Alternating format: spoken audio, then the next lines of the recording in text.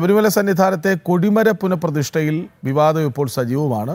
Vigilance അന്വേഷണം ഇന്ന് തുടങ്ങും എന്ന് കരുതപ്പെടുന്നു. കഴിഞ്ഞ ദിവസം 5 അംഗ അന്വേഷണ സംഘത്തെ പ്രഖ്യാപിച്ചിരുന്നത് ഡിവൈഎസ്പി CS ഹരിയുടെ നേതൃത്വത്തിലുള്ള സംഘം കേസ് അന്വേഷിക്കും എന്നായിരുന്നു.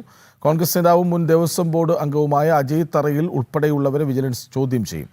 വിവരങ്ങളുമായി പ്രശാന്ത് ശങ്കരമംഗലത്ത് ഒപ്പുചേരുന്നു. പ്രശാന്ത്, ഇന്നലെ ഈ വാർത്ത വലിയ സജീവമായി നിന്ന ഒന്നാണ്. കഴിഞ്ഞ 2 ദിവസങ്ങളായി അതിനെ ചുറ്റിപ്പറ്റി വാർത്തകളുണ്ട്. നോക്കൂ, ഈ അജയ് തറയിൽ പറയുന്നത് ഞങ്ങൾ ഇതൊന്നും അറിഞ്ഞിട്ടില്ല എന്നാണ്. പക്ഷേ ദേവസ്വം വിജിലൻസിൻ്റെ റിപ്പോർട്ടിലും പറയുന്നുണ്ട് അജയ് തറയിലോ പ്രയാർ ഗോപാലകൃഷ്ണനോ പരാമർശിക്കപ്പെടുന്നു പോലുമില്ല ആ റിപ്പോർട്ടിൽ. അവിടെ എന്താണ്, അഭിഭാഷക കമ്മീഷൻ ആണ് സ്വർണം വാങ്ങിയത്, അത് തിരുവാഭരണ കമ്മീഷണർക്ക് കൊടുത്തത്, അവിടെ നിന്ന് പണിക്കാരിലേക്ക് പോയത് എന്നൊക്കെയാണ് ആ കണക്കുകൾ പറയുന്നത്. പക്ഷേ വരുമാനം എന്തായിരുന്നു, വരവെന്തായിരുന്നു, ചെലവെന്തായിരുന്നു, ഒന്നും എവിടെയും പറയുന്നില്ല എന്നും കേൾക്കുന്നു. എന്താണ് വിജിലൻസിൻ്റെ നീക്കം?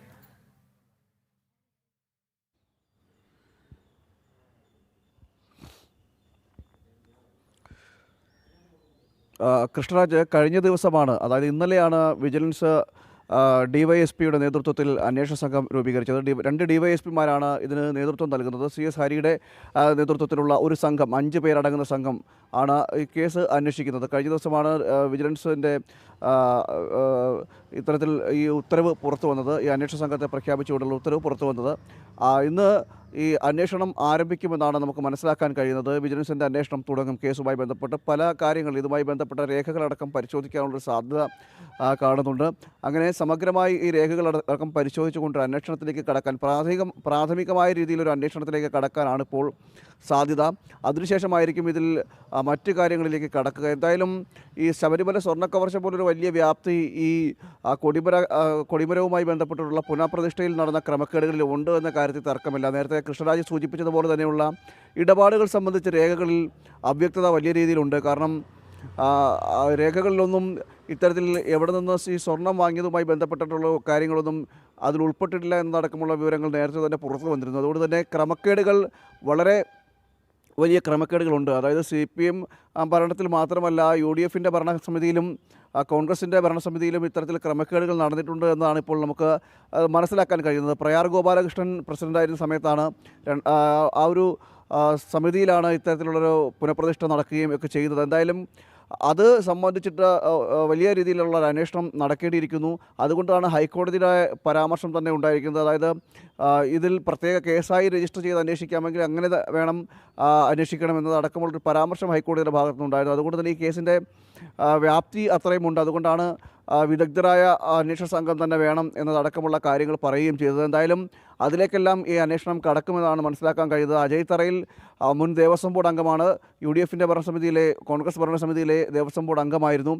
അജയ് തറയിൽ പറയുന്നത് ഇതിൽ ഏതൊരു അന്വേഷണത്തെയും സ്വാഗതം ചെയ്യുന്നു, ക്രമക്കേടുകളൊന്നും തങ്ങൾ നടത്തിയിട്ടില്ല എന്നതടക്കമുള്ള കാര്യങ്ങളാണ് അജയ് തറയിൽ പറയുന്നതെങ്കിൽ പോലും രേഖകൾ നോക്കുമ്പോൾ, രേഖകൾ പരിശോധിക്കുമ്പോൾ, അല്ലെങ്കിൽ രേഖകളിലെ ഈ കൊടിമര പ്രതിഷ്ഠയുമായി നടന്ന കാര്യങ്ങളിലൊന്നും വ്യക്തത വരുന്നില്ല എന്നതാണ് ഇപ്പോൾ ഈ അന്വേഷണത്തിലേക്ക് എത്തുന്നതിൻ്റെ കാരണമായി മാറിയത്.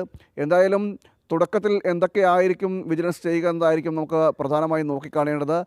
വലിയ രീതിയിലുള്ളൊരു അന്വേഷണത്തിലേക്ക് ഇത് കടക്കുന്ന ഒരു സാഹചര്യമൊക്കെ ഉണ്ടാകുമെന്നാണ് മനസ്സിലാക്കാൻ കഴിയുന്നത്. കാരണം ചലച്ചിത്ര താരങ്ങളും അതോടൊപ്പം തന്നെ വ്യാവസായിക മേഖലയിലുള്ള വലിയ ആളുകൾ ഇതിൽ സ്വർണം സംഭാവനയായി നൽകിയിരുന്നു. എന്നാൽ അതിൻ്റെ ഒന്നും രേഖകൾ ഇപ്പോൾ കാണാനില്ലെന്നാണ് മനസ്സിലാക്കാൻ കഴിയുന്നത്. ഏതാനും ചില നടന്മാർ സംഭാവന നൽകിയതിൻ്റെ ലിസ്റ്റൊക്കെ പുറത്തു വന്നിരുന്നു. എന്തായാലും അങ്ങനെ ഇത് കേന്ദ്രീകരിച്ചെല്ലാം തുടർന്ന് അന്വേഷണം നടത്തേണ്ടി വരും. അങ്ങനെ ഒരു അന്വേഷണം നടത്തുമ്പോൾ നമ്മൾ ഈ ശബരിമലയിലെ സ്വർണ്ണക്കവർച്ച, ഈ പാളികൾ, ദ്വാരപാലക ശില്പങ്ങളുടെ പാളികളിലൂടെയെല്ലാം, അല്ല കട്ടിളപ്പാളികളിലൂടെയെല്ലാം കടത്തിയതുപോലെ ഒരു വലിയ ഒരു സ്വർണ്ണക്കൊള്ള ഈ പുനഃപ്രതിഷ്ഠയുമായി ബന്ധപ്പെട്ട് നടന്നിട്ടുണ്ടോ എന്നതടക്കമുള്ള കാര്യങ്ങളിലേക്ക് എത്തിച്ചേരേണ്ടി വരും.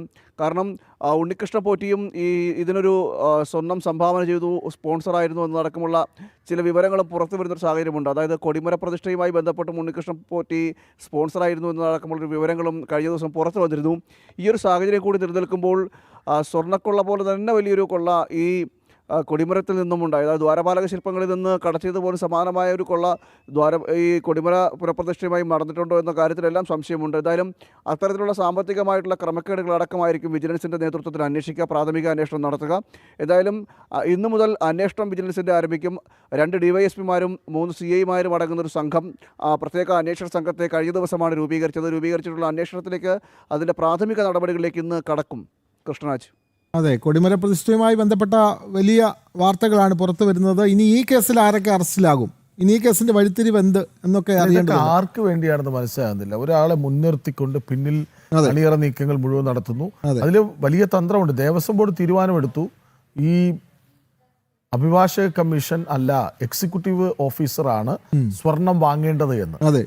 എന്നിട്ട് അദ്ദേഹം വാങ്ങുകയാണ്, ആര്? അഭിഭാഷക കമ്മീഷൻ വാങ്ങുകയാണ്. അപ്പൊ സ്വാഭാവികമായും കണക്കെവിടെയെന്ന് ചോദിച്ചു. ഇപ്പൊ തലയൂരാൻ എളുപ്പമാണ്. അപ്പോൾ പ്രശാന്ത്, ഈ വിജിലൻസിന് പിടിപ്പത് പണിയുണ്ട്. കാരണം അങ്ങനെ സജ്ജമാക്കി വച്ചിരിക്കുന്ന ഒരു ആസൂത്രിതമായ പദ്ധതി ഉണ്ടെന്ന് വേണം മനസ്സിലാക്കാൻ.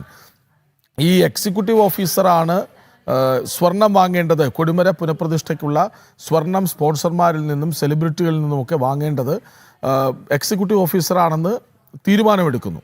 മറുവശത്ത് അത് വാങ്ങാൻ പാടില്ലാത്ത ആൾ അത് വാങ്ങുന്നു, അഭിഭാഷക കമ്മീഷൻ.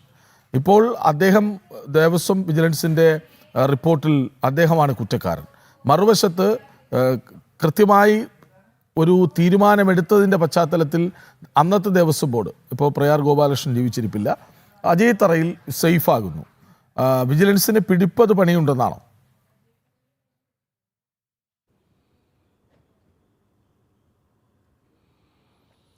തീർച്ചയായും വിജിലൻസിന് പിടിപ്പത് പണി ഇക്കാര്യത്തിലുണ്ടാകും. എന്തായാലും ഈ കൊടിമര പുനഃപ്രതിഷ്ഠയുമായി ബന്ധപ്പെട്ട കാര്യങ്ങളിലെല്ലാം ഉണ്ടാകുമെന്ന് തന്നെ ആണ് നമുക്ക് മനസ്സിലാക്കാൻ കഴിയുന്നത്. അതിൽ തർക്കവുമില്ല. കാരണം നേരത്തെ കൃഷ്ണരാജ് സൂചിപ്പിച്ച പോലെ തന്നെയാണ് ഈ കേസിൻ്റെ ഗതി നിലനിൽക്കുന്നത്. അതുകൊണ്ട് തന്നെ ഇനി ഇത് ഏതൊക്കെ രീതിയിൽ എവിടെ നിന്നൊക്കെ ആയിരിക്കും തുടങ്ങുക എന്നതടക്കമുള്ള കാര്യങ്ങളാണ് നമ്മൾ നോക്കിക്കാണുന്നത്. ഇത് 2017 ഈ ഇതുമായി ബന്ധപ്പെട്ട കോൺഗ്രസിൻ്റെ ഭരണസമിതിയിലാണ് ഇത്തരത്തിൽ ക്രമക്കേടുകൾ ഉണ്ടാകുന്നത്. വാജിവാഹനം അതായത് ഈ കൊടിമരത്തിൻ്റെ വാജിവാഹനം കണ്ടെടുത്തതിന് പിന്നാലെയാണ് ഇത്തരത്തിൽ കൊടിമരവുമായി ബന്ധപ്പെട്ട കേസിലേക്കും സ്വർണ്ണക്കൊള്ളയുടെ അന്വേഷണം നീങ്ങുന്നത്.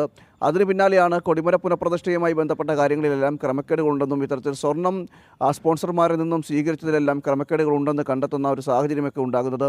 അതിലാണ് ഇപ്പോൾ ഈ സ്വർണം ഏറ്റുവാങ്ങിയതുമായി ബന്ധപ്പെട്ട വിഷയങ്ങളിലെല്ലാം ചില അവ്യക്തതകൾ നിലനിൽക്കുന്ന ഒരു സാഹചര്യം ഉണ്ടാകുന്നത്. അത് വലിയ രീതിയിൽ ഈ കേസിനെ ബാധിക്കുന്നൊരു സാഹചര്യമൊക്കെ ഉണ്ട്. ഇതോടൊപ്പം തന്നെ വലിയ രീതിയിൽ ഈ അന്വേഷണത്തിലേക്ക് കടക്കുമ്പോൾ തന്നെ വിജിലൻസിന് ഒരു വലിയ നിലയിലേക്ക് അത് ഏതൊക്കെ രീതിയിലേക്ക് കടക്കുമെന്ന കാര്യത്തിൽ ഇപ്പോൾ നമുക്ക് വ്യക്തമായി പറയാനും സാധിക്കില്ല. എന്തായാലും നേരത്തെ കൃഷ്ണരാജ് സൂചിപ്പിച്ചതുപോലെ തന്നെയാണ് വിജിലൻസിനെ സംബന്ധിച്ചിടത്തോളം പിടിപ്പത് പണി തന്നെയായിരിക്കും ഈ സ്വർണ്ണക്കവർച്ച, ഈ കൊടിമരത്തിലെ സ്വർണ്ണക്കള്ള അല്ലെങ്കിൽ സ്വർണ്ണക്കവർച്ച എന്ന് വേണമെങ്കിൽ പറയേണ്ടി വരും. എന്തായാലും അന്വേഷണം ഇന്നു മുതൽ ആരംഭിക്കും എന്ന് തന്നെയാണ് മനസ്സിലാക്കാൻ കഴിയുന്നത്. അതിനുശേഷമായിരിക്കും തുടർന്ന് ഇനി എന്തൊക്കെ നടപടികളാണ്, എന്തൊക്കെ നീക്കങ്ങളാണ് ഈ കൊടിമരത്തിലെ പുനഃപ്രതിഷ്ഠയും അതിൻ്റെ സ്വർണം ഏറ്റുവാങ്ങിയതുമായി ബന്ധപ്പെട്ട കാര്യങ്ങളിലെല്ലാം വിജിലൻസ് സ്വീകരിക്കുക എന്നതും ഏറ്റവും ശ്രദ്ധേയമായിരിക്കും. കാരണം അറസ്റ്റ് നടപടികൾ തുടർന്നുമുണ്ടാകും. പ്രതിപട്ടികയിൽ നിരവധി പേർ ഉണ്ടാകുമെന്നടക്കമുള്ള കാര്യങ്ങളിൽ തർക്കമില്ല. എന്തായാലും ഇക്കാര്യങ്ങളിലേക്ക് വരുമ്പോഴും ഈ ഇടത് വലത് മുന്നണികളിലെ പ്രമുഖർ ഈ കേസിലും, ഈ ശബരിമലയിലെ കൊടിമരവുമായി ബന്ധപ്പെട്ട കേസിലും ഉണ്ടാകുമെന്ന കാര്യത്തിലും തർക്കമില്ല. കാരണം ഇവരൊക്കെ തന്നെയാണ് കാലങ്ങളായിട്ട് ഈ ഭരണം കൈയാളുന്നത്, ദേവസ്വം ബോർഡിൻ്റെ ഭരണം കൈയാളുന്നത്. അതുകൊണ്ട് തന്നെ ഇരു നേതാക്കൾക്കും ഈ തെരഞ്ഞെടുപ്പ് അടുത്തിരിക്കുന്ന ഒരു കാലഘട്ടത്തിൽ കൊടിമരത്തിലെ കൂടി അന്വേഷണം വരുന്നത് വലിയ രീതിയിലുള്ള പ്രതിസന്ധി സൃഷ്ടിക്കുകയും ചെയ്യും. മാത്രമല്ല കൂടുതൽ UDFൻ്റെ കോൺഗ്രസിൻ്റെ നേതാക്കൾ ഇതിലേക്ക് അറസ്റ്റിലേക്ക് എത്താനുള്ള സാധ്യതകൾ തന്നെയാണ് പ്രശാന്ത്. തെരഞ്ഞെടുപ്പ് ആയതോടുകൂടി ഇത് LDFന്റെ മുകളിൽ മാത്രം വേണ്ട, UDFും കൂടി ബാലൻസിംഗ്. അതെ. അതുകൊണ്ട് ഇത് നേരത്തെ നമ്മുടെ പ്രേക്ഷക ഉഷാനെല്ലൂർ പറഞ്ഞ പോലെ ഒരു കള്ളനും പോലീസും കളിയാണ് ഇവിടെ നടക്കുന്നത്. ഞങ്ങൾ മാത്രമല്ല നിങ്ങളും കുറ്റക്കാരാണല്ലോ എന്ന് പറഞ്ഞ് ഇന്നലെ ഡിബേറ്റിൽ അതിഥിയായി വന്ന B. ഗോപാലകൃഷ്ണൻ, മുൻ ദേവസ്വം വിജിലൻസ് ചീഫാണ്. അദ്ദേഹം പറഞ്ഞ് അവസാനിപ്പിച്ചത് ഇങ്ങനെയാണ്: ഇത് എവിടെയും എത്താൻ പോകുന്നില്ല, ഇതിങ്ങനെ നീണ്ടുപോകും, അല്ലെങ്കിൽ എവിടെയെങ്കിലും അവസാനിക്കും. ഒരു പ്രതിയും കാര്യമായൊരു ശിക്ഷ ഏറ്റുവാങ്ങുമെന്ന് ആരും പ്രതീക്ഷിക്കേണ്ട എന്നാണ് അദ്ദേഹം പറഞ്ഞ് അവസാനിപ്പിച്ചത്. ഏതായാലും വിജിലൻസ് അന്വേഷിക്കട്ടെ, കൃത്യമായ കാര്യങ്ങൾ കണ്ടെത്തട്ടെ. ആശംസകൾ. കുറ്റക്കാർ പുറത്തു വരട്ടെ.